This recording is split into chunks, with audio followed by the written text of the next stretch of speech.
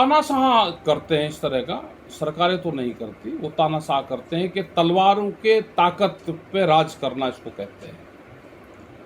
तो ये कोरिया का उसका पैटर्न है, उसी तरह से एक बड़ा फिर विस्फोट जरूर होगा, लोग आंदोलन पाएंगे और देश में एक बड़े आंदोलन की फिर जरूरत है। यहाँ पे देश संविधान के हिसाब से चलना चाहिए, सबको यहाँ पे सभी धर्मों को बराबर का अधिकार है।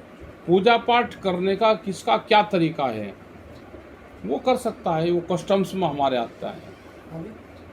अलग अलग जगह के अलग अलग पूजा पद्धति है, लोग उस हिसाब से करें, संविधान के हिसाब से देश चले, विकास के पैटर्न पर देश चलना चाहिए। सड़कों को छोड़कर जो हाईवे बन रहे हैं वो भी प्राइवेट उस पर पीपी मॉडल पर बन रहे हैं, उसको छोड़ के दूसरा और कोई मॉडल अभी दिख नहीं रहा कि विकास का कोई दिख रहा है, उस पर भी टोल लग रहे हैं, वो प्राइवेट कंपनी बना रही है।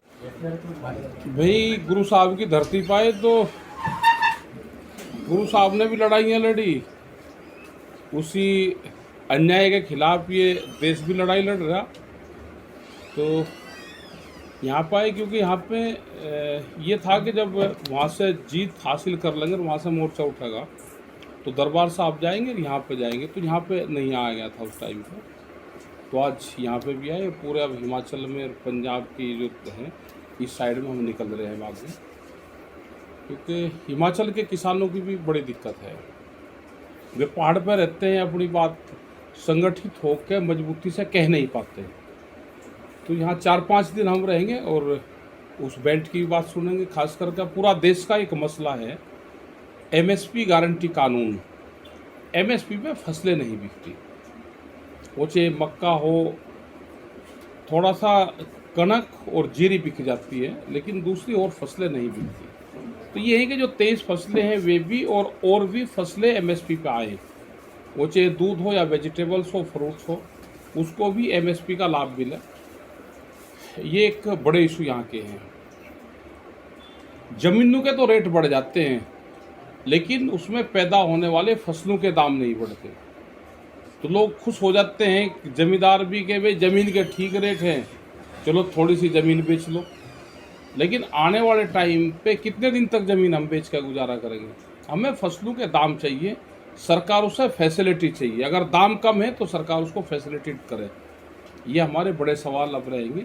और दरबार साहब का और गुरुओं का और जो लंगर भंडारे चले वहाँ पे, हो सकता है कि 13 महीने का आंदोलन अगर गुरुद्वारे साथ ना देते, बाबाओं का आशीर्वाद ना रहता, वे लंगर भंडारे ना चलते, तो ये 13 महीने का आंदोलन चला नहीं पाए थे। तो बड़ा योगदान गुरु का रहा है, गुरु की धरती से रहा है और गुरु घर का रहा है लंगर भंडार। किसी पार्टी के खिलाफ हमारा कोई मूवमेंट नहीं रहता, सरकारों की गलत पॉलिसी के खिलाफ हमारा रहता है। सरकार और पार्टी अलग अलग चीज़ें हैं। तो किसी दूसरी पार्टी की सरकार है और नया रायपुर बना रहे हैं, 27 गाँव का मसला है तो वहाँ चल रहा है। झारखंड में भी हम गए, वहाँ पे आदिवासियों का आंदोलन चल रहा, उनके 250 गाँव उठा रहे जा रहे झारखंड में, नेतरहाट, तो वहाँ पे भी हम गए। हमें किसी पार्टी से नहीं है, सरकारों की पॉलिसी गलत होगी हम विरोध करेंगे। उसको पंजाब की सरकार पे मुसीबत आएगी और भी ज़्यादा आएगी। ये खुले छोड़ देंगे, केंद्र सरकार जो दाब के बैठी हुई थी उनको खुले छोड़ देंगे कि वहाँ पे आप झगड़े करवाओ, इस तरह की पॉलिसी यहाँ पर आएगी।